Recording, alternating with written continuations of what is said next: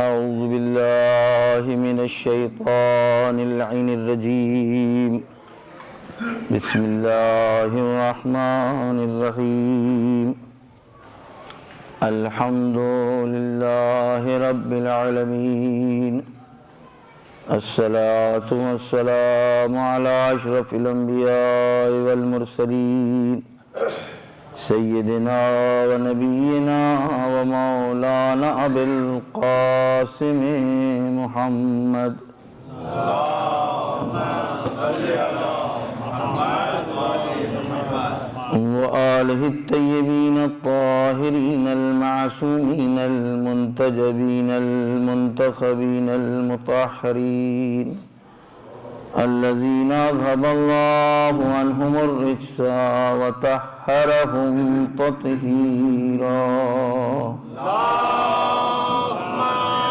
صل على محمد وآل محمد لا سيما بقية الله في الأرضين واللعن على أعدائهم أجمعين من يومنا هذا إلى قيام يوم الدين أما بعد فقد قال الله سبحانه تبارك وتعالى في محكم كتابه وقوله الحق بسم الله الرحمن الرحيم وما أرسلناك إلا رحمة للعالمين وقال رسول الله صلى الله عليه وآله وسلم فاطمة بضعة مني من آذاها فقد آذاني صلوات بر محمد وآله اللهم صل على محمد وآل محمد ہمارے تمام محترم سامعین اور کیونکہ یہ یوٹیوب وغیرہ پہ بھی چلتی ہے تو محترم ناظرین، ہم نے ایک عنوان آپ کے سامنے انتخاب کیا کہ جس میں رحمت اسلامی کو ہم اپنے بچوں اور جوانوں تک پہنچا سکیں۔ یہ رحمت اسلامی کس کے ذریعے سے ہم تک پہنچی اور اب ہمیں اس رحمت کو حاصل کرنے کے بعد، اس رحمت کو قبول کرنے کے بعد، اس رحمت کے درس کو، اس کی تعلیم کو، رحمت کے سائے تلے ہم اپنے آپ کو اور اپنے بچوں کی تربیت کر کے اپنے سے دوسروں تک رحمت اسلامی کی تعلیم و درس اور تربیت کو دوسروں تک پہنچائیں۔ اگر صحیح معنوں میں مکتب اہل بیت یعنی مکتب رحمت، مکتب اہل بیت یعنی مکتب عفو، مکتب اہل بیت یعنی مکتب بخشش، مکتب اہل بیت یعنی مکتب عطا، وہ درسگاہ کہ جہاں سوائے علم کے، سوائے ایجوکیشن کے، سوائے اخلاق کے، سوائے تربیت کے، سوائے پیار کے، سوائے محبت کے اور کچھ بھی نہیں ہے۔ ایک صلوات بھیجیے محمد والے۔ اللهم صل على محمد وآل محمد۔ اب بحث صرف یہ ہے کہ جب اتنا عظیم مکتب تھا اور ہے، یعنی یہ مکتب رحمت، اس کی شروعات، اس کا آغاز حضرت آدم سے ہوا۔ جیسے جیسے انسانی معاشرے اور انسانی سماج میں ضرورتیں بڑھتی گئیں، تعلیمات اسلامی اسی ضرورتوں کے اعتبار سے انسانی معاشرے میں پیغمبروں کے ذریعے ہم تک پہنچی۔ وہ پہلے زمانہ ابتدائی زمانہ تھا تو آدم کے ذریعے اور اس کی بعد کی نبوتوں کے ذریعے سے جب انسانی معاشرے اور سماج میں ضرورتوں کا احساس بڑھا تو اب منصب نبوت کے ساتھ ساتھ رسالت کی بھی ضرورت پڑی۔ رسالت یعنی قانون، رسالت یعنی کتاب، رسالت یعنی شریعت، شریعت محمدی سے پہلے جو دوسری شریعتیں آئی ہیں، شریعت محمدی دوسری شریعتوں کے مقابل میں نہیں ہے، بلکہ جو اللہ نے اس سے پہلے جناب نوح کے ذریعے، جناب ابراہیم کے ذریعے، جناب یوسف، جناب گویا موسیٰ کے ذریعے، جناب عیسیٰ کے ذریعے جو ان پر کتابیں نازل ہوئیں اور جو ان تک شریعتیں پہنچی اور انہوں نے اپنے زمانے کے انسانی معاشرے تک اپنے اس قانون الہی کو پہنچایا، رسول اکرم کے زمانے میں وہی گزشتہ شریعتوں کا تکملہ تھا۔ یعنی اس وقت کے زمانے میں جن چیزوں کی ضرورتیں تھیں ان ضرورتوں کو گزشتہ شریعتیں پوری کر رہی تھیں، لیکن رسول اکرم کے زمانے میں انسانی سماج اور معاشرے کے کمال تک پہنچانے کے لیے ضرورتوں کا احساس بڑھ گیا تھا، لہذا خداوند عالم نے اب وہ شریعت، وہ دین، وہ کتاب دی جو آخری کتاب ہے، مکمل کتاب ہے، اور روز غدیر، میدان غدیر میں اس بات کا اعلان بھی کر دیا، الیوم اکملت لکم دینکم واتممت علیکم نعمتی ورضیت لکم الاسلام دینا۔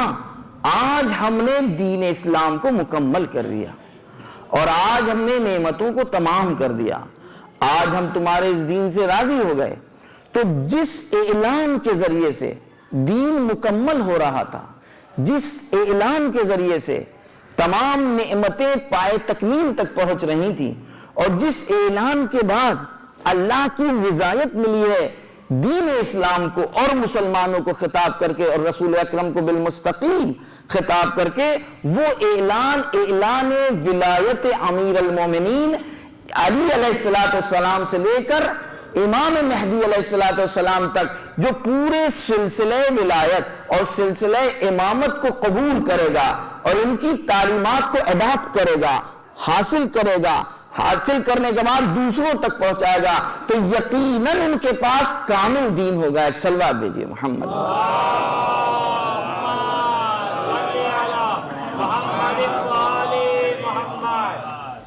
یہ بات میں نے اس لیے عرض کی میرے عزیز دوستوں کہ اب ایک سوال ہے کہ دین اسلام کو بدنام کرنے کی جو سازشیں رچی گئیں، دو طرح کے لوگ ہیں کہ جو اسلام کے سلسلے میں اچھی ان کے ذہنوں میں تصویر نہیں ہے، وہ تعلیمات اسلام کے سلسلے میں ان کے خیالات صاف اور شفاف نہیں ہیں۔ اس میں دو طرح کے لوگ ہیں، ایک معاند ہیں، دشمن ہیں، پری پلان وہی سمجھ رہے ہیں اگر اسلام کی اصلی تعلیمات و تربیت اور اسلام کا اصلی چہرہ دنیا تک پہنچ جائے تو پھر اسلام کو سب قبول کر لیں گے، اور جو ان کی دکانیں چل رہی ہیں، جو انہوں نے اپنے ہاتھوں کے بنائے ہوئے مکاتب بنا رکھے ہیں، تو ظاہر ہے کون ان تک پہنچے گا جب اصلی چہرہ پہنچ جائے گا۔ ایک تو یہ لوگ ہیں، ان سے گفتگو کا انداز دوسرا ہونا چاہیے، اور ایک وہ لوگ ہیں جو کہیں نہ کہیں ہماری غلطیوں کی بنا پر، یعنی نام نہاد مسلمانوں کے کیریکٹر، کردار، ایکٹیویٹیز اور ان کی رفتار کی بنا کے پر لوگ کنفیوز ہو گئے ہیں، ان کے ساتھ ہماری گفتگو کا انداز بدلا ہوگا۔ یعنی جو لوگ کنفیوژن کا شکار ہیں، ان کے کنفیوژن کو دور کرنا ہماری اور آپ کی ذمہ داری ہے، اور جو لوگ دشمن ہیں، معاند ہیں، پری پلان سب کچھ جان رہے ہیں کہ اسلام کیا ہے، اسلامی تعلیمات کیا ہے، دین محمد کیا ہے، جناب محمد مصطفیٰ کا کیا پیغام تھا، ابتدائے اسلام سے لے کر آج تک ہر دور میں دونوں طرح کے گروہ تھے۔ وہ لوگ بھی تھے کہ جن کو کنفیوز رکھا گیا تھا، وہ لوگ بھی تھے جو باقاعدہ معاند اور دشمن تھے۔ آپ نے دیکھا ہر امام کے دور میں، رسول اکرم کے بھی زمانے میں بھی یہی تھا، رسول اکرم کے بعد بھی پہلے امام کے دور میں کچھ لوگ تھے جو سب کچھ جانتے ہوئے بھی نہیں مان رہے تھے، کچھ لوگ تھے جو مشکوک تھے، کنفیوژن کے شکار تھے، اور جب قریب آتے تھے دین محمد کی رحمت کو علی بن ابی طالب کے کردار کے ذریعے ان تک پہنچتا تھا تو وہ فوراً ان کا کنفیوژن دور ہو جاتا تھا، ان کا شک دور ہو جاتا تھا، ان کے شکوک اور شبہات دور ہو جاتے تھے۔ کتنے ایسے واقعات ہیں، امام حسن علیہ السلام کے پاس ایک شخص آتا ہے، وہ اس نے جو بھی ایکٹیویٹیز کی وہ آپ کے سامنے آپ کی سنی ہوئی ہے، آنے کے بعد بے ادبی کرتا ہے، بد اخلاقی کا مظاہرہ کرتا ہے۔ امام حسن علیہ السلام نے اس کی ساری باتیں سنی، سب کچھ اس کو دیکھا کہ جو کچھ کر رہا تھا، اور اس کے بعد جو آپ نے پیش کیا وہ کیا تھا؟ وہ مکتب رحمت کا مظاہرہ رحمت تھا۔ اور جناب امام حسن علیہ السلام اب اس سے پوچھتے ہیں، یہ بتاؤ تم ہو کہاں کے؟ لگتا ہے کہ تم مسافر ہو، اگر تم نے ابھی کھانا نہیں کھایا ہے تو آؤ، دسترخوان موجود ہے۔ اگر تمہارے پاس مکان نہیں ہے یہاں پر ٹھہرنے کے لیے تو مکان موجود ہے۔ اگر سواری کی ضرورت ہے تو سواری موجود ہے۔ اب ظاہر ہے یہ ہم آپ تک پہنچا رہے ہیں، ہمارے الفاظ میں کتنا دم ہے۔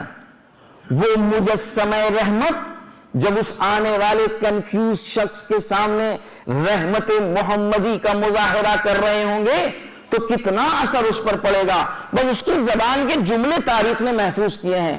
اس نے فرمایا اللہ اعلم حیث یجعل رسالتہ، خدا خوب جانتا ہے کہ اپنی رسالت اور اپنے منصب اور اپنے عہدے کو کس کو دے۔ صلوات بھیجیے محمد والے۔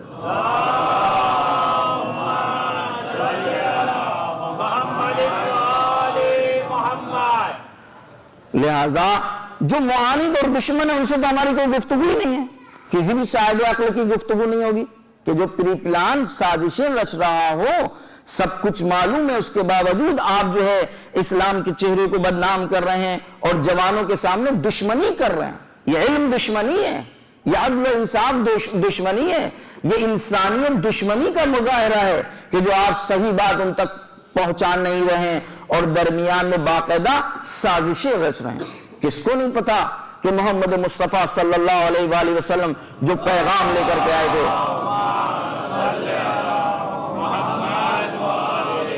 میں جلدی آپ تک وہ تمہیدی گفتگو کو ختم کر دوں تاکہ میں بتاؤں کہ کس گھر تک پہنچنا ہوگا، کہ اگر ہم اس گھر تک پہنچ گئے تو ہم کو اصلی اسلام ملے گا، صحیح تعلیمات ملے گی، صحیح رحمت محمدی اور رحمت اسلامی سے ہم آشنا ہوں گے اور روشناس ہوں گے۔ آپ دیکھیں کہ مشرقی دنیا میں یعنی یورپی جو ریسرچ اسکالر گزرے ہیں ان میں بہت سے منصف بھی ہیں، میں باقاعدہ بانام اور باکتاب آپ تک پہنچا سکتا ہوں، جنہوں نے اس بات کا اقرار کیا ہے کہ ہم لوگ جہالت کی زندگی گزار رہے تھے۔ اسلام صلوات بھیجیے محمد والے۔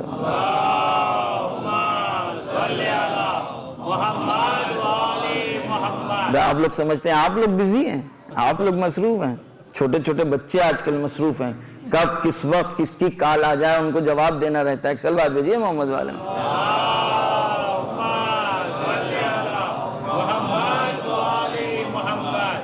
لہذا آپ ان اسکالروں کی گفتگو اٹھا کر کے دیکھیں، باقاعدہ انہوں نے کہا ہے کہ ہم لوگ جہالت کی زندگی گزار رہے تھے، اسلام کے ہم مدیون ہیں، اسلام کے ہم مقروض ہیں۔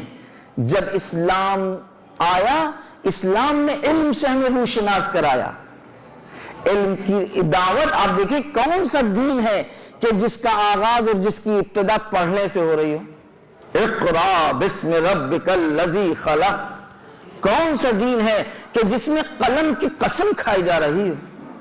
کون سا دین ہے کہ جس میں خطاب ہو رہا ہو تم نہیں جانتے تھے ہم نے تمہیں سکھایا؟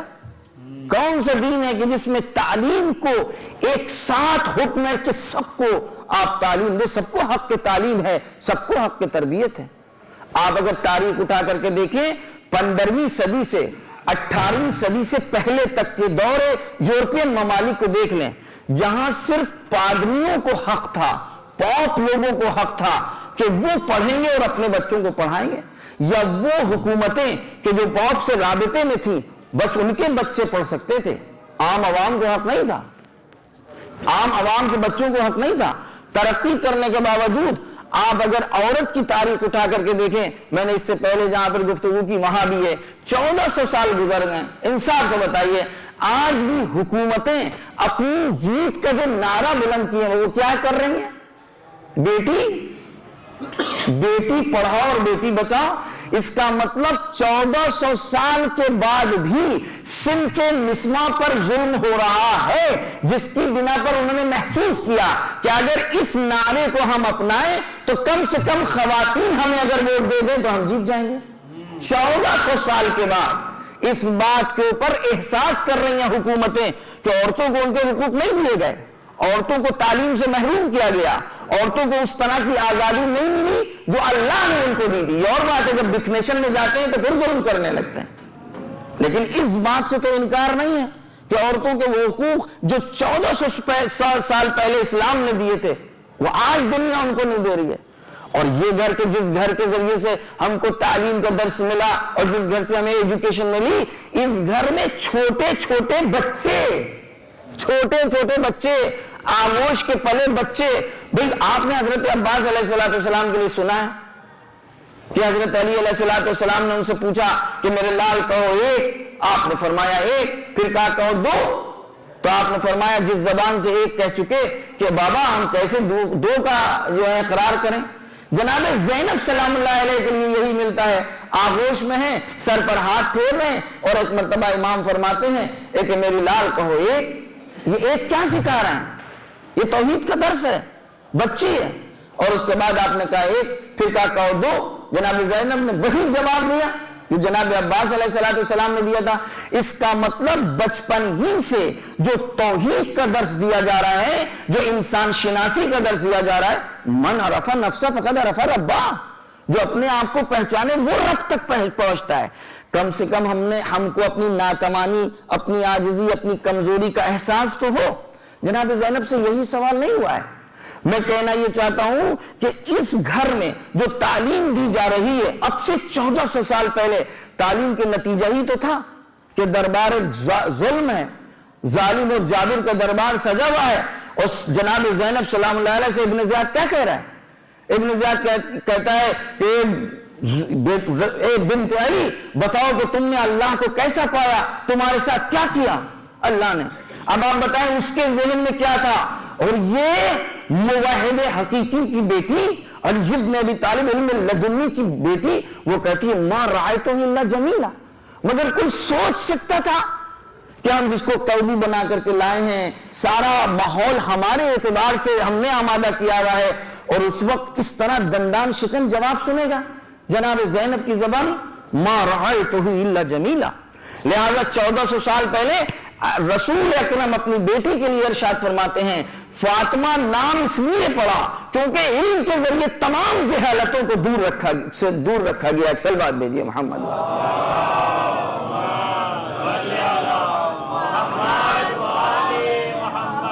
اب وہ اقرار کرتے ہیں کہ آج علمی اعتبار سے اگر ہم یہ کہیں تو غلط نہیں ہوگا کہ ہم اسلامی ملک کے ایک شہر ہیں،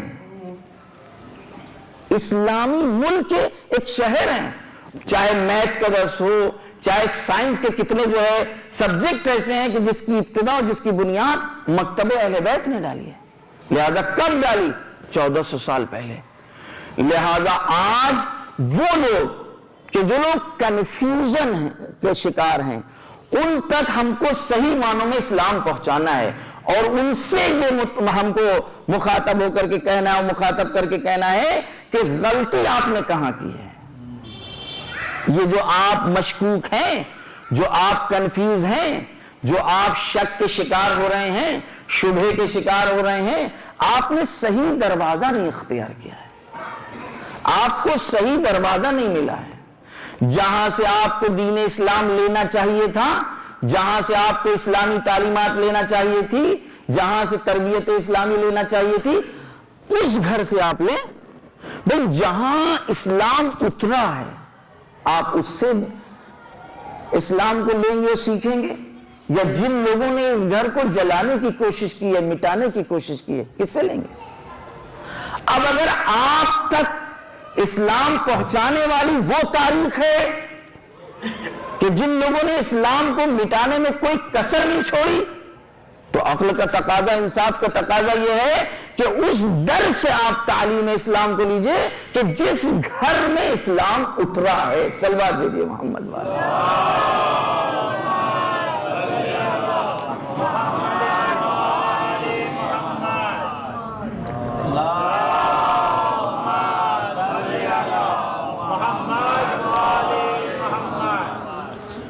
اب یہ گھر کون سا گھر ہے؟ اس گھر کے افراد، اتنا شور اوپر ہو رہا ہے ماشاءاللہ، جبکہ مجلس چل رہی ہے لیکن بچے باقاعدہ شور کر رہے ہیں. صلوات بھیجیے محمد والے محمد.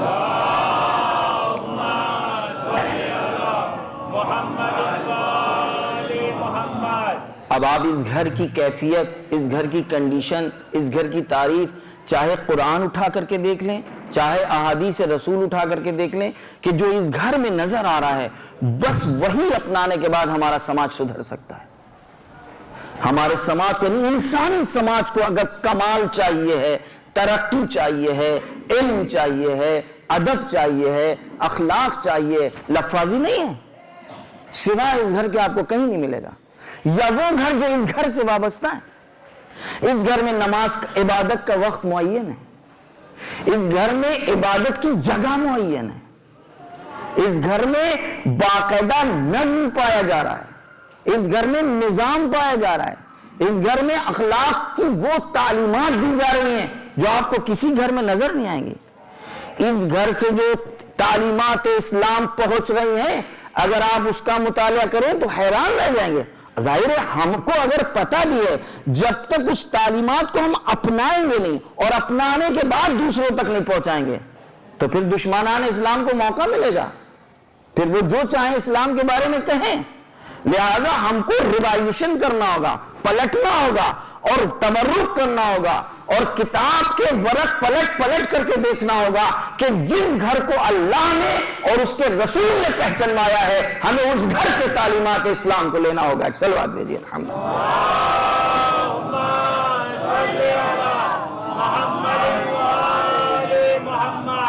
اب دیکھیے یہ گھر ہے، اس کا چرچا آسمان والوں میں بھی ہے، یہی گھر ہے جس کا چرچا زمین پر بھی ہے. ایک رخ ہے اس گھر کو پہچاننے اور پہچانوانے کا. میں نے کل بھی آپ کے سامنے ایک روایت عرض کی تھی، اسی روایت کو آج اس موضوع سے جوڑ لیجئے. وہ گھر جو آسمان والوں میں چمک رہا ہو تو کیوں چمک رہا ہے؟ اپنے کردار کی بنا پر چمک رہا ہے.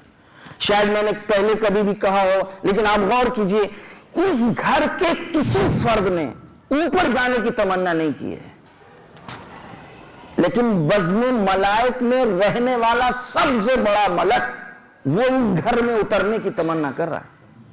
چاہے آپ اس کو نکتے کی شکل میں سن لیجئے اور واہ واہ کریے اور نعرہ حیدری بھیجیے اور بھول جائیے، اور چاہے اس پر غور کیجئے، تأمل کیجئے کہ اس گھر میں کیا ہو رہا تھا وہ آسمان پر نہیں تھا، جو بزم ملائک میں ان کو نہیں مل رہا تھا، لیکن لہذا وہ بزم ملائک میں رہتے ہوئے اس گھر میں اترنے کی تمنا کر رہے ہیں. آپ حدیث قصہ میں شب جمعہ پڑھتے ہیں، بہت سے لوگ ایسے ہیں جو روزانہ تلاوت کرتے ہیں کہ جہاں جبریل امین اللہ کی بارگاہ میں درخواست کر رہے ہیں، اے پروردگار مجھ کو اجازت دے کہ میں اس گھر میں اتر کر ان کا چھٹا بن جاؤں.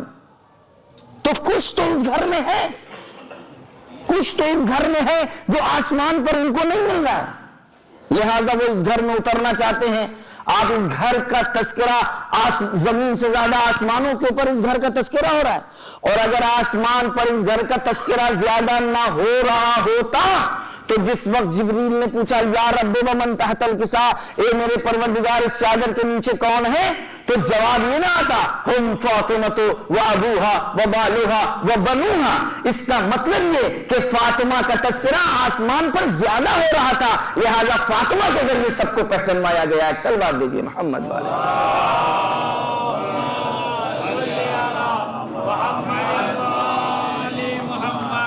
یہ آپ نے دیکھ لیا. آپ اٹھا کر کے جناب سیدہ سلام اللہ علیہ کی زندگی کو دیکھیے.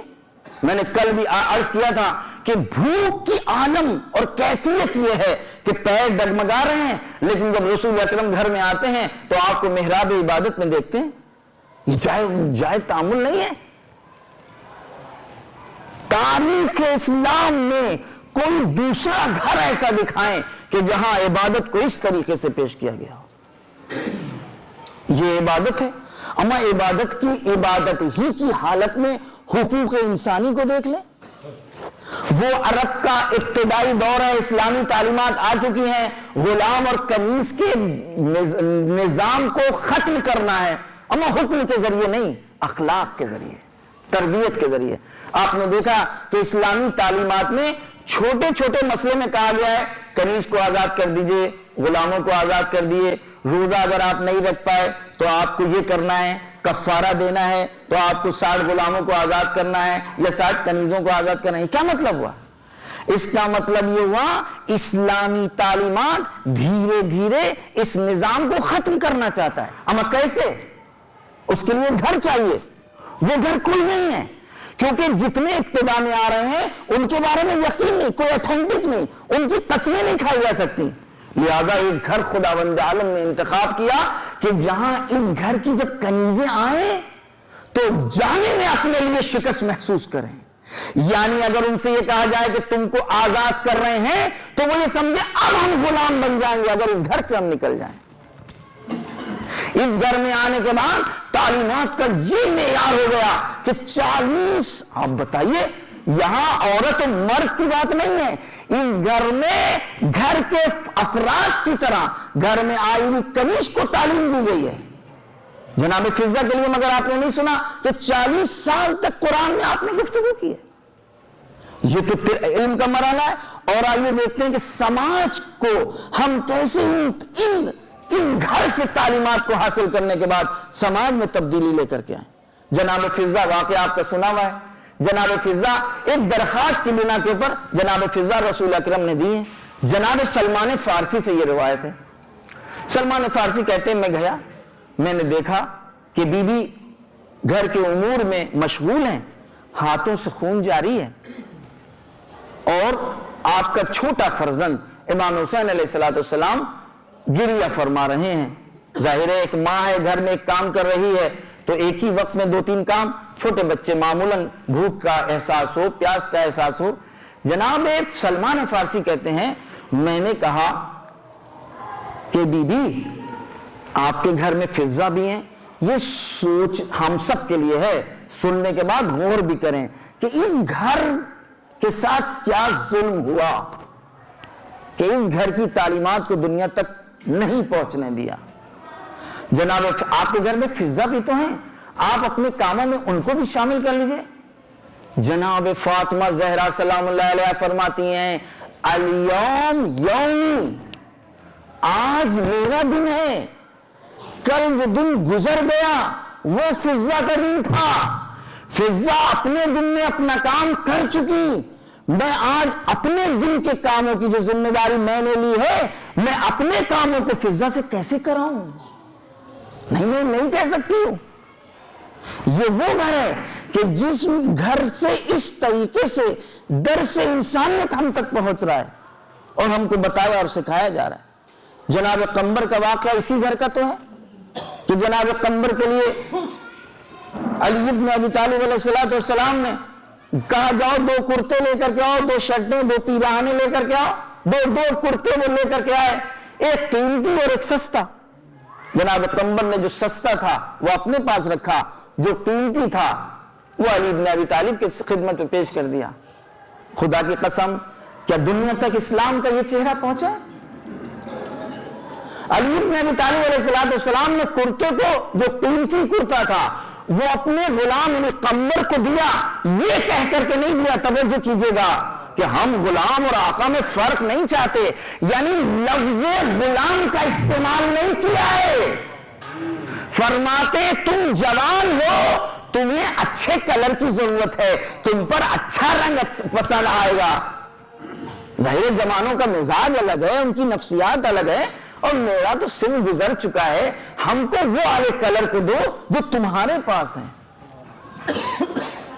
اور اب اس گھر کے کنیزے غلاموں کا عالم یہ ہے کہ جناب سید سجاد کا غلام ہے، سیاہ پوش ہے، حبش کا رہنے والا ہے۔ توجہ کریں میرے بچے اور جوان، اگر اسلام کو دنیا تک اس دروازے سے ہم نے پہنچایا ہوتا، البتہ پہنچانے والوں نے پہنچایا، لیکن وہ لوگ کہ جن کی سازشیں رہی ہیں ان کو ہمیں ڈھونڈنا ہوگا۔ ہم تمام ملت اسلامیہ سے گفتگو کر رہے ہیں۔ آج جب اذا خرج من شفتین فشا، آج وہ زمانہ نہیں ہے کہ یہ 10 20 50 لوگوں نے سنا، ابھی یہ بات جو ہو گئی پتہ نہیں کہاں کون کون لوگ سنیں گے۔ اگر اسلام سے دوستی ہے، اگر اسلام سے محبت ہے، اگر رسول اکرم سے پیار ہے، اگر آپ امتی ہیں، اگر ہم محمدی ہیں، تو ہم کو اس گھر کو پہچاننا ہوگا اور ان گھر کی تعلیمات کو پہچاننا ہوگا کہ جس کے بعد پھر کسی دشمن کے منہ میں طاقت نہیں ہے کہ وہ ذرہ برابر بھی کوئی اعتراض کر سکے. جناب زین العابدین علیہ السلام کا غلام ہے, سیاہ پوش ہے, سخت مدینے میں خشک سالی آئی ہوئی ہے, سوکھا پڑا ہوا ہے, بڑے بڑے غرفاء دعائیں مانگ رہے ہیں لیکن دعا قبول نہیں ہوتی. امام کے اس غلام نے احساس کر لیا کہ اب ضرورت ہے, اور اس کے بعد ایک گوشے کنارے میں جا کے اس نے ہاتھوں کو بلند کیا اور دعا کرنا شروع کی. ایک مرتبہ بادل گرجے اور گرجنے کے بعد ابل کر پانی آنے لگا. امام کا ایک چاہنے والا تھا, اس نے اس غلام کو دیکھ لیا اور اس کے بعد دوڑتا ہوا کچھ مولا کی خدمت میں جاتا ہے اور امام سے کہتا ہے کہ آقا مجھے آپ کے ایک غلام کی ضرورت ہے. آپ نے سارے غلام جو آپ کے ساتھ تھے, حضرت اس گھر کا خاص دستور یہ تھا, یہ جو افریقن ممالک میں اسلام پھیلا ہے اور پہنچا ہے, اصل اس کی بنیاد علی بن ابی طالب کے گھر میں ڈالی ہے. کیسے؟ جو غلام اور کنیزیں آتی تھیں ان غلاموں اور کنیزوں کو یہ لوگ خریدتے تھے, تعلیم و تربیت اسلامی سے ان کو آراستہ کرتے تھے اور ان کو آزاد کر دیتے تھے. پھر یہ غلام نہیں رہتے تھے بلکہ اپنے اپنے قبیلوں میں مبلغ بن کر کے جاتے تھے. ایک صلوات بھیجیے محمد والے.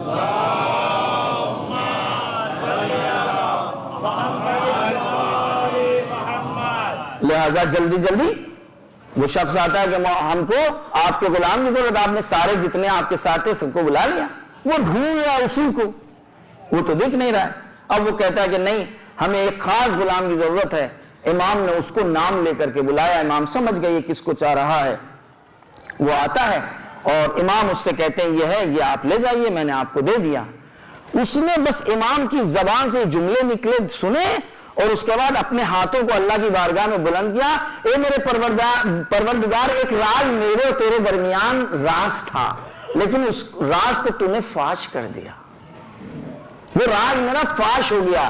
یعنی میں نہیں چاہتا تھا کہ میری یہ صفت جو مستجاب الدعویٰ ہم ہیں یہ لوگوں کو پتہ لگ جائے. میرے عزیز دوستو توجہ کیجئے گا, یہ غلام میں کہنا یہ چاہتا ہے میرے آقا کے ہوتے ہوئے لوگ ہم سے کسی بات کی درخواست کریں, لوگ ہمارے پاس آئیں, اب ہم زندہ نہیں رہنا چاہتے اور ہم کو امام سجاد علیہ السلام کی تربیت سے باہر کیا جا رہا ہے اس بنا پر.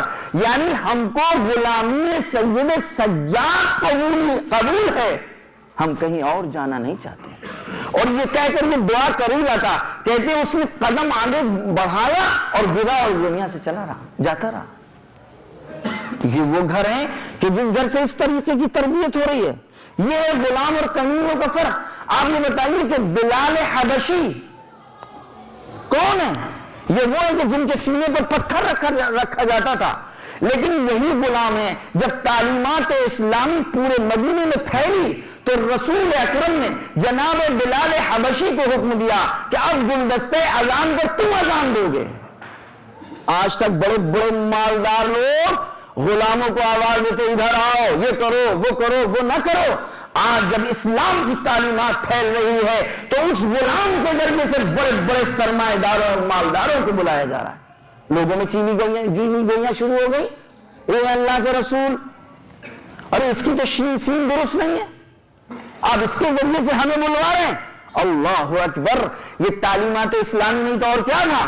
ایک مرتبہ حکم خدا آتا ہے, جبریل حکم لے کر کے آتے ہیں, اے رسول ان سے کہیے اللہ یہ کہہ رہا ہے کہ بلال کی سین ہمارے نزدیک شین ہے. ایک صلوات دیجیے محمد والے.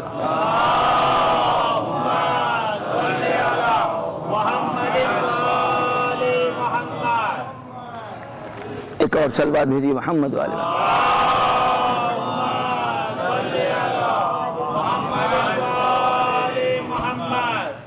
اس گھر کو اللہ اور اس کے رسول نے کیسے پہچانوایا؟ مشہور حدیث ہے میرے عزیز دوستوں, توجہ کیجیے گا. سد الابواب کی, سد الابواب الا باب علی, تمام دروازے بند کر دیے جائیں, صرف ایک دروازہ کھلا رہے گا. اس سے پہلے ایک اور آیت سن لیے, فی بیوت اذن اللہ ان ترفع ویذکر فیہا اسمہ. اللہ کا فیصلہ یہ ہے کہ کچھ گھر بلند اور بالا رہیں اور ان کی رفعتوں کا اقرار سب لوگ کر لیں. یہ وہ گھر ہیں کہ جس گھر میں اللہ کا ذکر ہوتا ہے اور اس گھر میں صبح و شام اللہ کی تسبیح و تحلیل ہوتی ہے. یہ آیت کریمہ نازل ہوئی. لوگوں نے پوچھا رسول خدا کی خدمت میں آ کر, یا رسول اللہ, اے اللہ کے نبی, اس گھر سے کون سے گھر مراد ہیں؟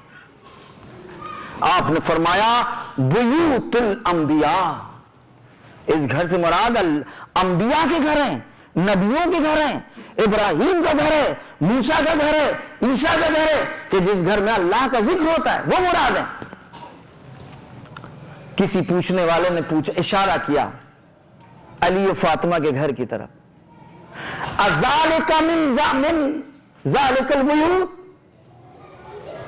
کیا یہ گھر احاذ من ذالک البیوت, کیا یہ گھر بھی ان گھروں میں سے ہے کہ جن کے سلسلے میں یہ اللہ حکم دے رہا ہے کہ کچھ گھر ایسے ہیں کہ جن کے بارے میں اللہ کا فیصلہ یہ ہے کہ ان کو بلند و بالا رکھا جائے اور اس میں اللہ کا ذکر ہو. یہی وہ گھر ہیں کہ جس میں صبح و شام اللہ کی تسبیح و تحلیل ہوتی ہے.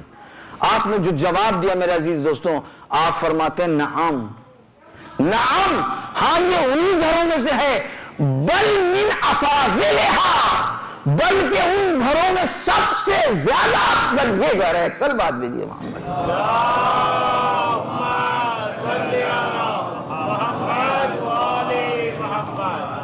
اب آپ نے دیکھا کہ خداوند عالم نے اس گھر کے سلسلے میں پہلے آیت کریمہ کا نزول اللہ کی طرف سے ہوا, پھر رسول اکرم نے حدیث کی صورت میں, عمل کی صورت میں اس گھر کو پہچانوایا.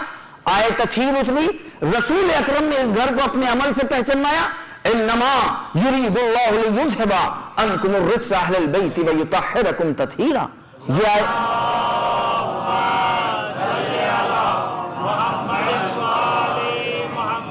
آیت کریمہ نازل ہو گئی. رسول اکرم نے اس گھر کا آنا جانا اس گھر میں شروع کر دیا. اہل سنت روایتوں کے مطابق 40 دن تک پے در پے اس گھر کے اوپر آئے ہیں, اور دوسری روایتیں تو 6 مہینے تک کے ہیں. میں کہتا ہوں رسول اکرم کی جانب سے کسی ایک شخص کا یا کسی ایک گھر کا صرف ایک مرتبہ, جو عنوان مسلمان میں بات کر رہا ہوں, اگر ایک مرتبہ رسول کے عمل کو احترام کی صورت میں دیکھ لیا جائے تو کیا یہ کافی نہیں کہ وہ گھر بہت محترم گھر ہے, کیونکہ رسول اکرم نے اس گھر کا ایک مرتبہ احترام کیا ہے.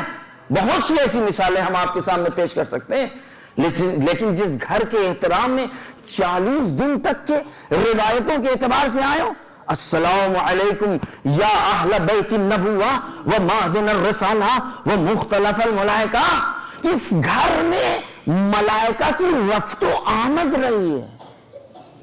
ایک مرتبہ ملک نہیں اترا. جناب مریم کے پاس ایک مرتبہ ملک آیا, جناب مریم بن گئی, طاہرہ اور مطہرہ ہے, اور اس گھر میں مختلف الملائکہ یہ گھر ہے, یعنی مستقل ملائکہ کی رفت و آمد رہی ہے. آپ روایتیں اٹھا کر کے دیکھ لیں, جناب سلمان کہتے ہیں میں گھر میں پہنچا, میں نے دیکھا کہ بیوی اپنے کام میں مصروف ہے لیکن جھولا جھول رہا ہے, ہل رہا. آ کر کے سوال کر لیا رسول اکرم سے, اے اللہ کے رسول, میں گیا گھر میں نے عجیب چیز دیکھی. کیا دیکھا؟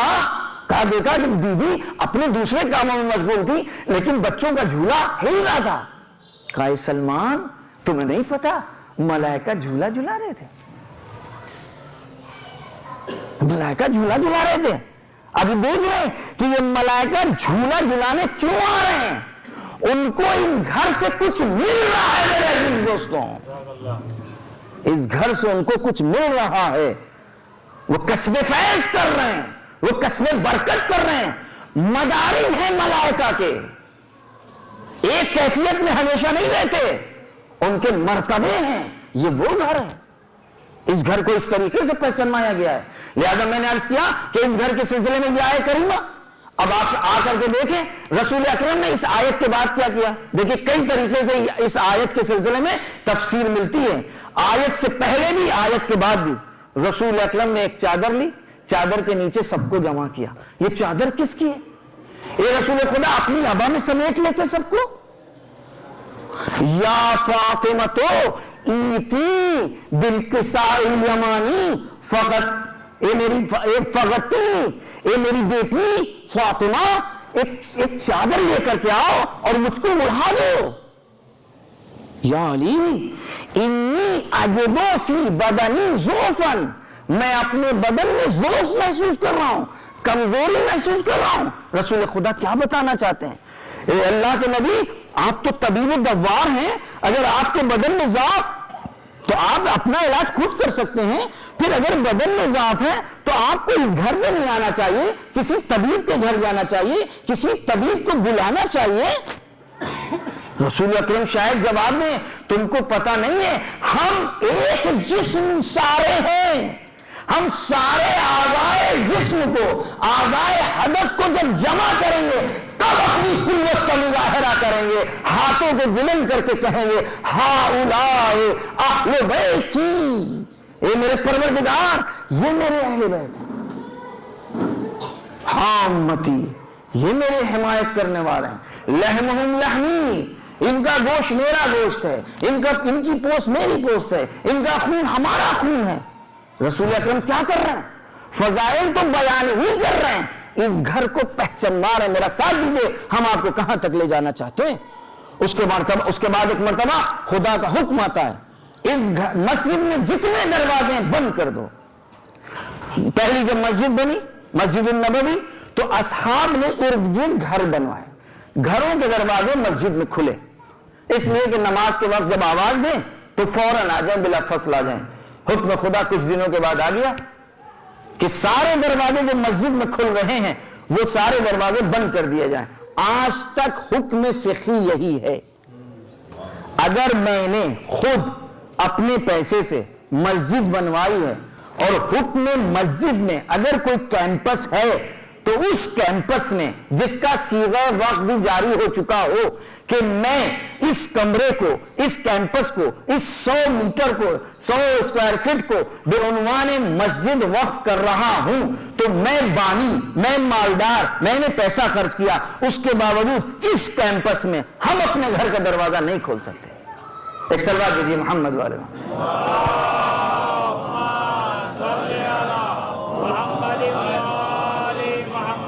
حکم خدا آ گیا ہے کہ اللہ کے نبی سارے دروازے بند کر دیے جائیں. سد الابواب الا باب علی، صرف در علی کھلا رہے گا. اور نبی صلی اللہ علیہ وآلہ وسلم کے گھر کا دروازہ کھلا رہے گا. ایک مرتبہ آپ کے خود چچا آ جاتے ہیں، کہتے ہیں کہ میرے گھر کا بھی دروازہ؟ آپ نے فرمایا ہاں تمہارے گھر کا بھی دروازہ بند ہوگا. اور اس کے بعد چینی گوئیاں شروع ہو جاتی ہیں. یہ روایت متفق علیہ ہے، تمام کتب اسلامی میں اس روایت کو ڈھونڈا جا سکتا ہے. گوگل میں جا کر سرچ کر لیے، سد حدیث سد الابواب، سارے دروازے بند کر دیے گئے. کچھ لوگ آگے بڑھتے ہیں جن کو بہت زیادہ چاہت ہے رسول سے. میں چاہتا ہوں آپ کو دیکھنا، جب بھی آپ آئیں محراب میں آپ کو دیکھ لوں تو کچھ تھوڑا سا سوراخ کھول سکتے ہیں، کچھ صرف اتنا کہ میں آپ کو دیکھ لوں. کا نہیں، کا صرف اتنا کہ میری 2 آنکھیں وہاں باہر چلی جائیں. کا نہیں، کا صرف اتنا سوراخ کہ میں آپ تک میری آنکھ پہنچ جائے کہ میں آپ کو دیکھ لوں. آپ نے فرمایا اللہ اکبر، جس کو خداوند عالم چاہے کس طریقے سے حقیقت کا کلمہ پڑھواتا ہے. اگر یہ سوال نہ ہوتے تو شاید حدیث آگے نہ بڑھتی. رسول اکرم فرماتے ہیں سوئی کے ناکے کے برابر بھی تم مسجد کے اندر سوراخ نہیں کر سکتے. اور سن لو، میں نے نہ کوئی دروازہ اپنی مرضی سے کھلوایا ہے، وما سنت بابا الا باذن اللہ، اور نہ کوئی دروازہ بند کیا ہے الا حکم خدا سے. جو دروازے بند کروائے وہ بھی حکم خدا آیا، جس دروازے کو کھلوایا ہے وہ بھی حکم خدا ہے. یہ اللہ کے نبی اس دروازے کو کیوں کھلوا رہے ہیں؟ پوری طرح میرے بچے اور جوان توجہ کریں، یہ حدیث سنی بھی ہے. یہ دروازہ کہاں کھل رہا تھا؟ مسجد کے اندر دروازہ تھا. رسول خدا اپنے تمام اصحاب کے ساتھ دن میں 5 وقت اس مسجد میں آ رہے ہیں. اس مسجد میں جو بھی آئے گا دن میں 5 وقت دروازے علی پر اس کی نگاہ پڑے گی، اور رسول اکرم اس دروازے کے اوپر ہر نماز کے بعد جا جا کر احترام کا اعلان کرتے رہیں گے۔ اب مجھے بتاؤ کہ جس رسول کے لیے قرآن یہ کہہ رہا ہے نہ یہ اپنی مرضی سے بولتا ہے نہ یہ اپنی مرضی سے کرتا ہے، تو یہ روزانہ کون یہ کام کروا رہا ہے؟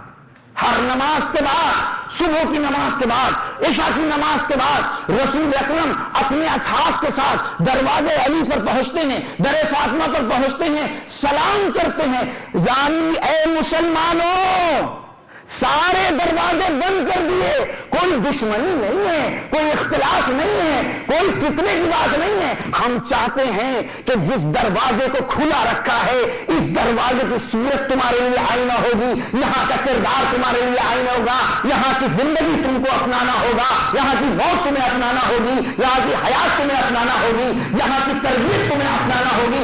یعنی ہم نے سوراخ تک بند کر دیے ہیں، سوائے علی و فاطمہ اور اولاد فاطمہ سے نہ اسلام میں کوئی کچھ کہہ سکتا ہے، نہ بڑھا سکتا ہے، نہ گھٹا سکتا ہے۔ چل بات دیجیے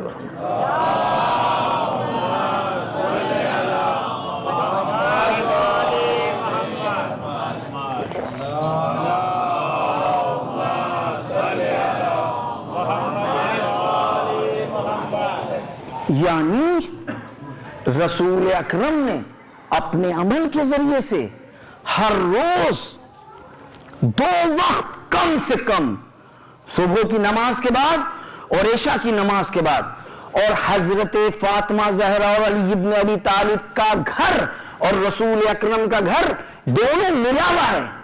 رسول اکرم کے گھر میں کھڑکی ہے، یہ کھڑکی فاطمہ کے حجرے میں کھل رہی ہے، فاطمہ کے گھر میں کھل رہی ہے۔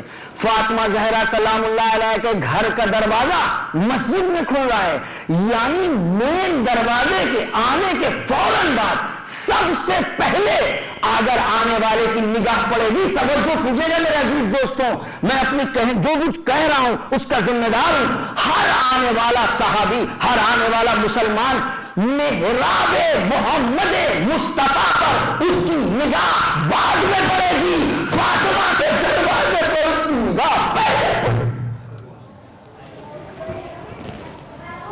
فاطمہ اور علی کے دروازے پر اس کی نگاہ پہلے پڑے گی، اور محراب عبادت جو رسول خدا کا مصلی ہے وہاں دیر نگاہ بعد میں ہوگی جب وہ تھوڑا آگے بڑھے گا۔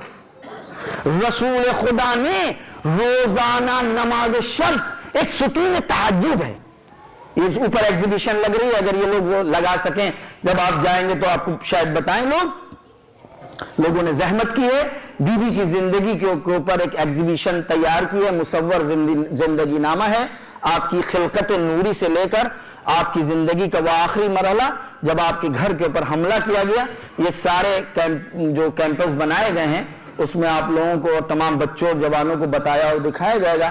آپ لوگ وقت نکال کر کے ضرور اپنے بچوں کے ساتھ آئیں تاکہ ان کو زندگی حضرت فاطمہ زہرا کی معلوم ہو سکے، باقاعدہ دیکھیں بھی سنیں بھی، تاکہ ہمارے بچوں اور جوانوں کو یاد رہے۔ صلوات بھیجیے محمد والے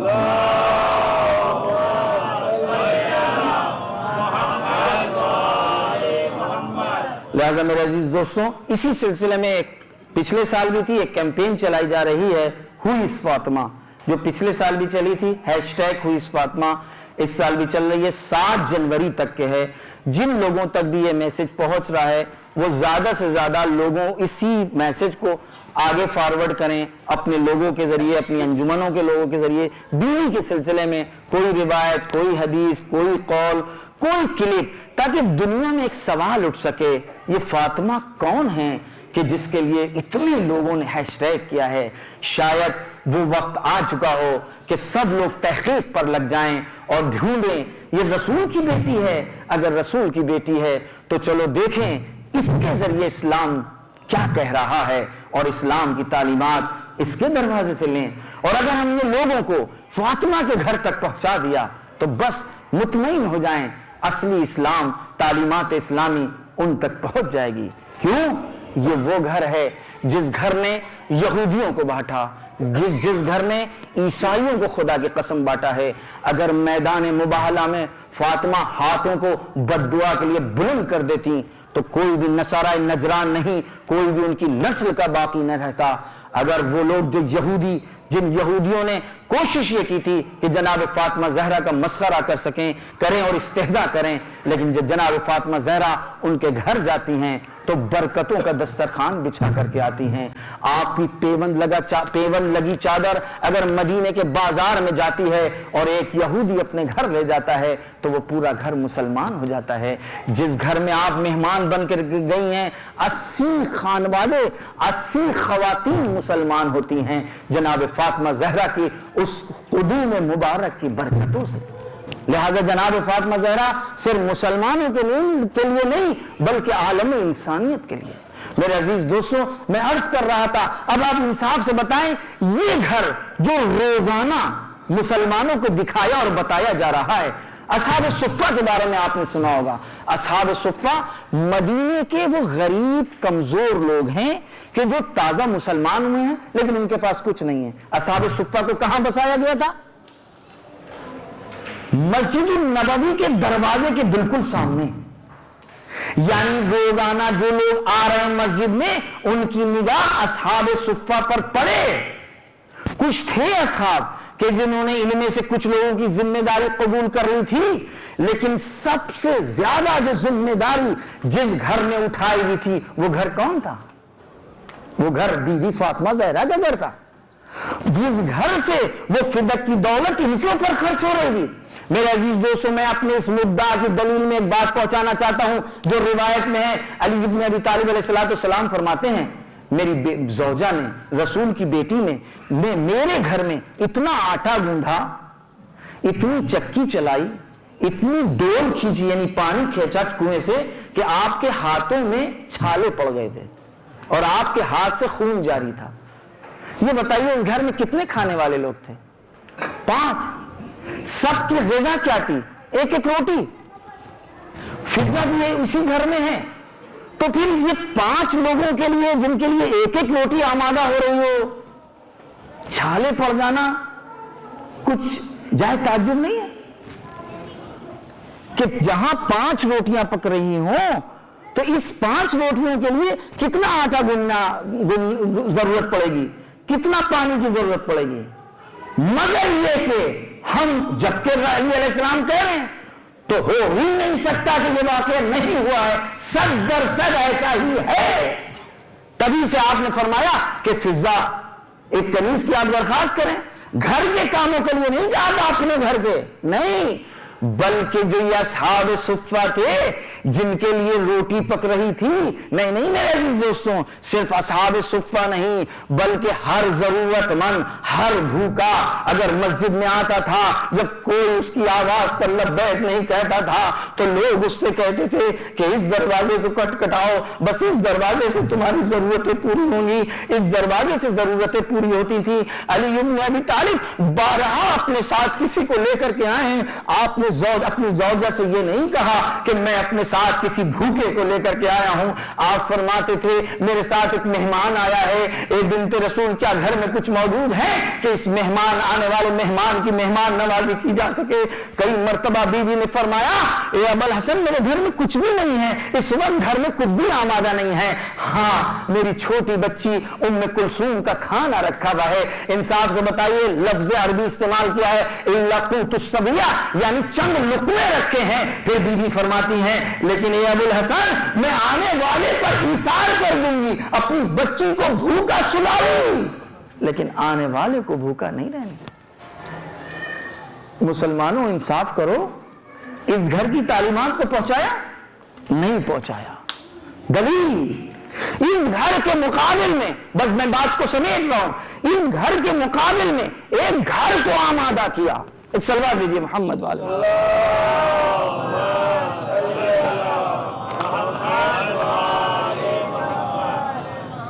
آج نہ میں اپنا موبائل لایا ہوں کہ میں ٹائم دیکھ سکوں، نہ سامنے کوئی گھڑی ہے، لہذا میرے پاس عذر ہے، بہانہ ہے۔ صلوات دیجیے محمد والے۔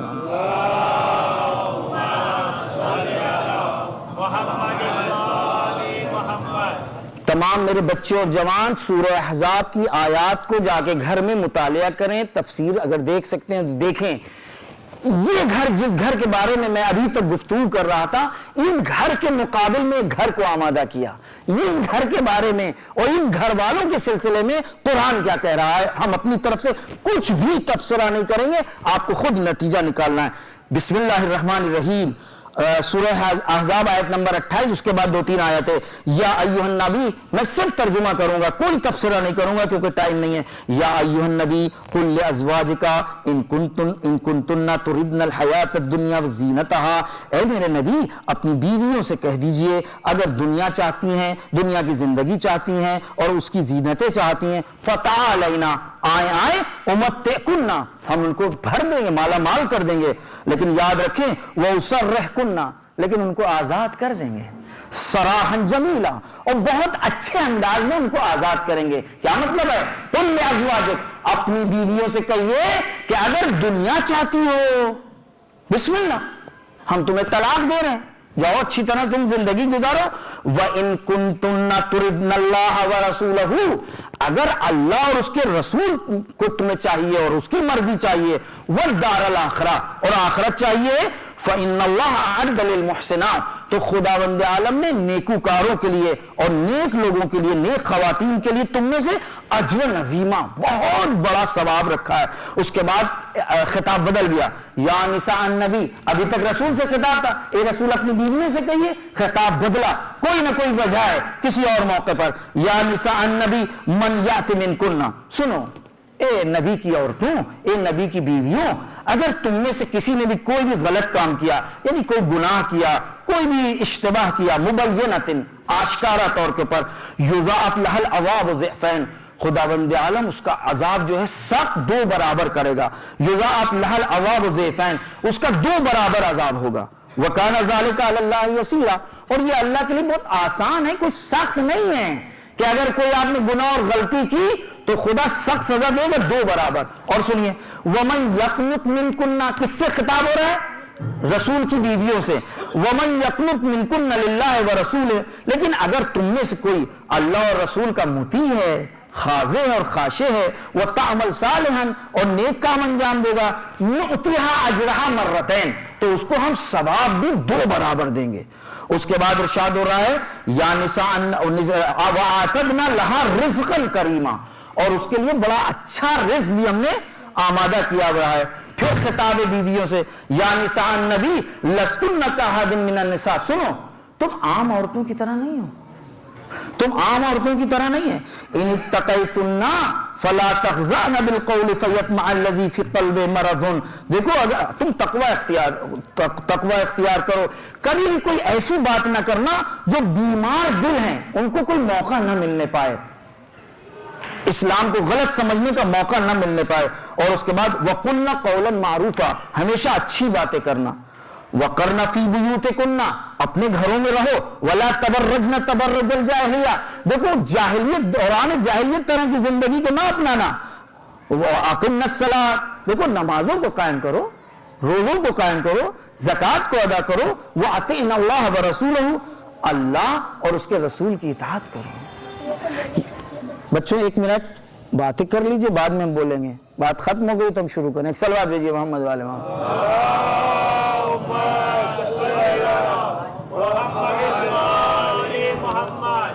انصاف سے بتائیے، سورہ احزاب کی ان آیتوں کا جو لہجہ ہے، کیا اس لہجے کی روشنی میں ایک تمام ملت اسلامیہ کے صاحبان عقل و ادراک و شعور، ہماری تم سے دعوت ہے لمحہ فکریہ غور کرنا، کیا آیات قرآن کا یہ لہجہ ہم کو اجازت دے رہا ہے کہ ہم اس گھر کو آئیڈیل بنا سکتے ہیں؟ آنکھ بند کر کے اس گھر میں ہونے والے سارے کاموں کو اپنا سکتے ہیں، یا اس گھر کو اپنائیں گے کہ جس گھر کے لیے آیت تطہیر ضمانت لے رہی ہے؟ بسم اللہ الرحمن الرحیم، انما یرید اللہ لیذھب عنکم الرجس اہل البیت ویطہرکم تطہیرا. اے اہل بیت، اللہ نے ارادہ کر لیا ہے کہ تم سے ہر رجس کو دور رکھے اور تم کو اس طرح پاک و پاکیزہ رکھے جو پاک و پاکیزہ رکھنے کا حق ہے. ایک صلوات بھیجئے محمد والے.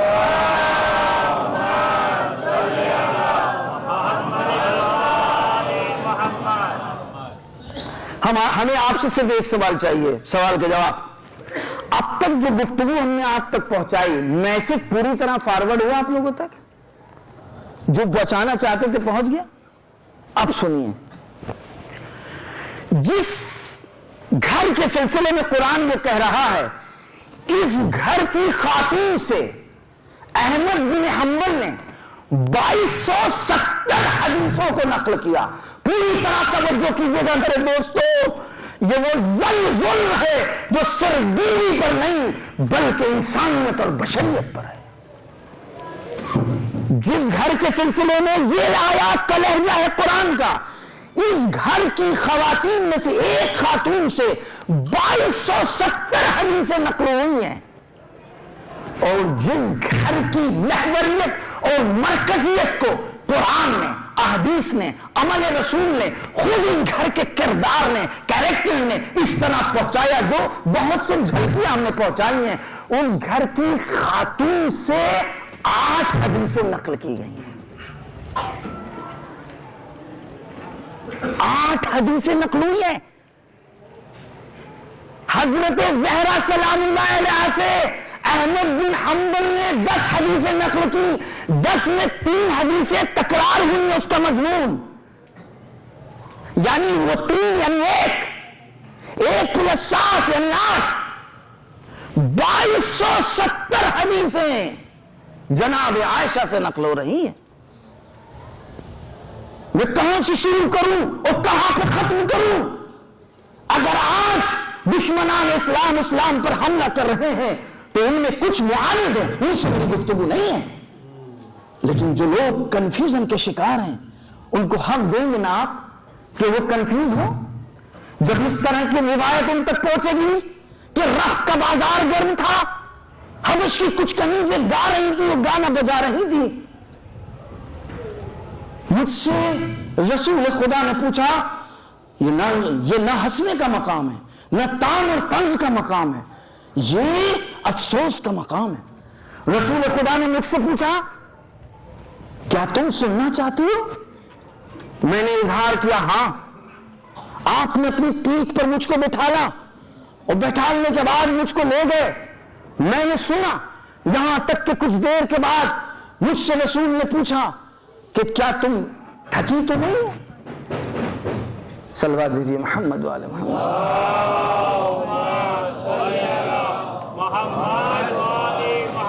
ایک اور صلوات بھیجیے محمد والے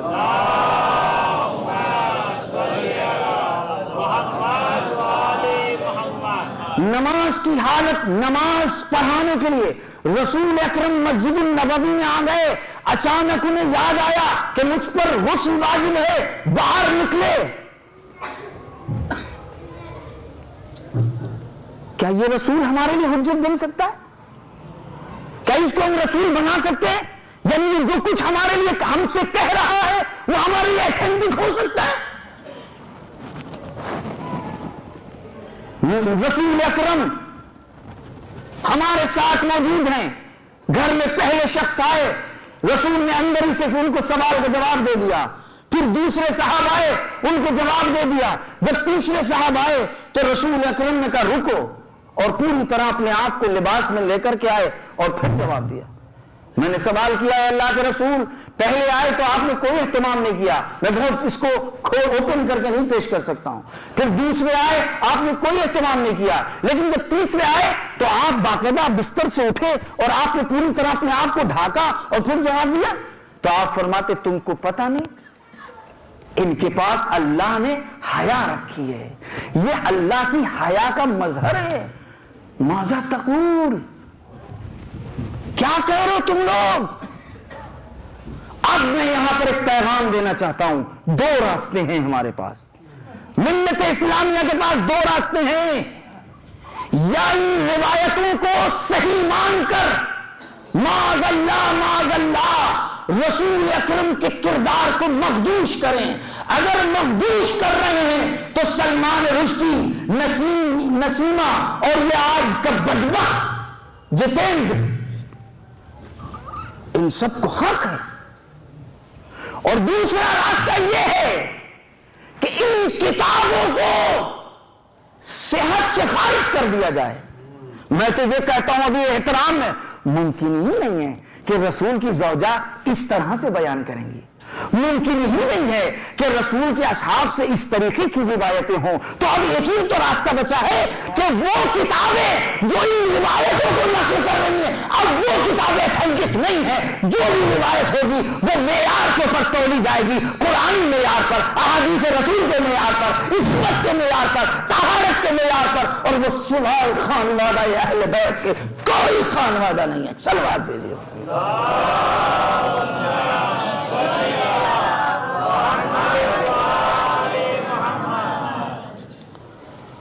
بس میرے عزیز دوستوں،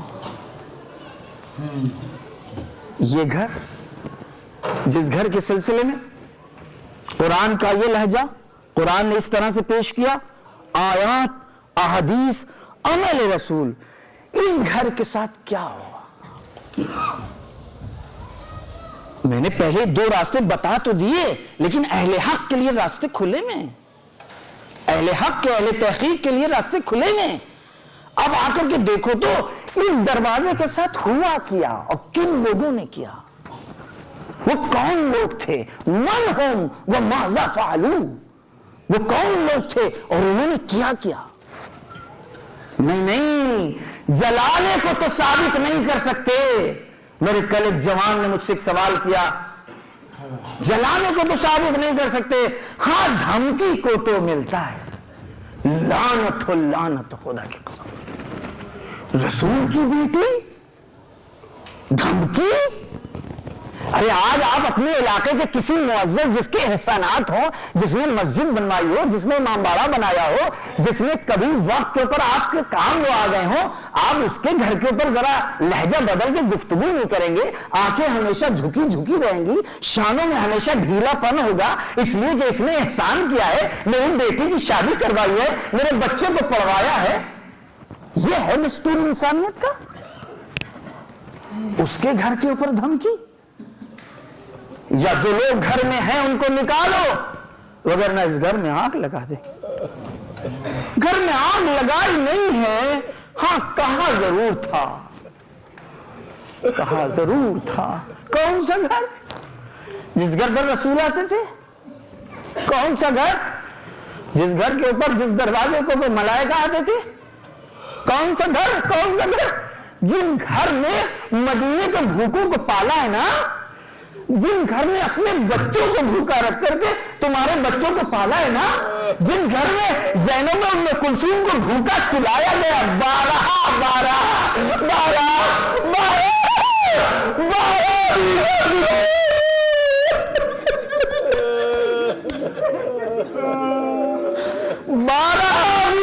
سلایا گیا ہے، لیکن آنے والا کوئی بھوکا نہیں رہا ہے. ان گھر میں آنے کے بعد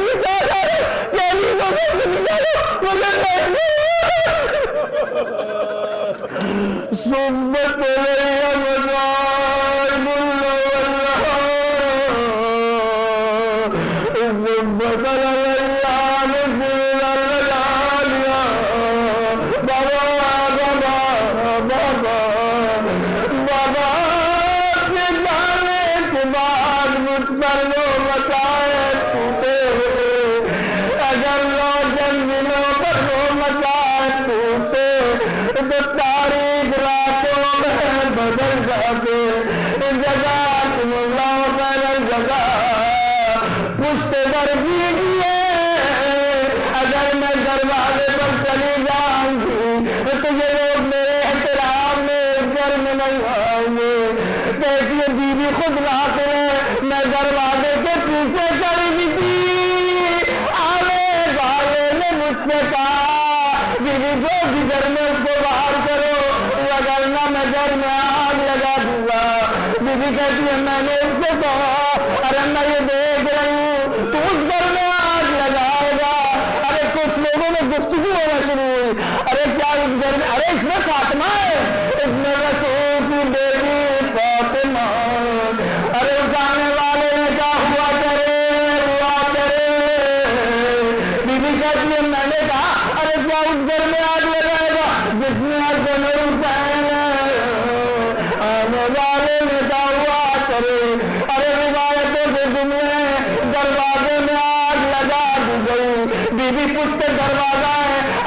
جگہ چھوڑی نہیں ہے، اس لیے ہر جہاں تو پتا ہے کہ لوگ گھر میں آ جائیں گے. ارے میرے بچوں کے بابا تیرے قریب اللہ چاہتے ہیں. بیوی دروازے چلتے ہوئے دروازے کے پیچھے بس ایک ملعون نے آگے بڑھ کر چلتے ہوئے دروازے پر لاش ماری. چلتا ہوا دروازہ بیوی کے اوپر گرا، بیوی دروازے کے ساتھ زمین پر. ارے غضب کیسے اللہ تم قانون مرثیہ پڑا ہے، اس مرثیے کے ذمہ ہی ہے. مجھ کو کیا پتا بیوی کے ساتھ کیا گزری، فرماتے جلے دے دروازے سے پوچھو. نہ بیوی نے بتایا نہ علی نے بتایا، پھر فرماتے اس دروازے کی لگی تیر سے پوچھو کہ کیا ہوا. بس ایک مرتبہ بیوی زمین پر گری. انصاف سے بتائیں اس سے زیادہ وہ پہلو نہیں پڑا جا سکتا ہے. تمام وہ لوگ جن کے گھروں میں زوجات ہیں وہ بہتر جانتے ہیں، خواتین کو بہتر احساس ہے. ایک مخصوص کیفیت ہوتی ہے. اور ہماری یہ سیدائے دو عالم یہ مظلومہ اسی کیفیت سے دو چارے زمین پر سنے امام حسن فرماتے میرا بچپنا تھا، میں چھوٹا تھا، میں حیران تھا میں کیا کروں. ارے بابا کو جگہ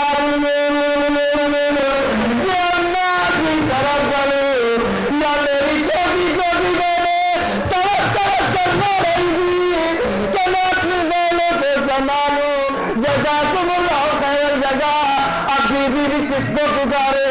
ارے ہوتا تو یہ اسی حالت میں معلوم اپنے شوہر کو آواز دی جاتی ہے، لیکن بیوی بڑے مظلوم تھی، بڑے مظلوم تھی. میری آنکھوں کے آگے ایک روایت گزری ہے.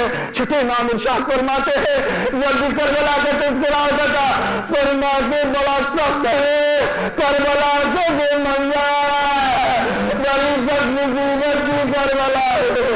ارے جب پھر آگ لگائی جا رہی تھی اور پھر فرماتے نہیں اس سے زیادہ بڑا وقت تھا جب پہلو پر چلتا ہوا دروازہ گرایا گیا. اور اس بار اب بیوی علی کو نہیں پکارتی ہے، فرماتی ایک حصہ میری خبر لو، ایک حصہ میری خبر لو. واللہ علی کو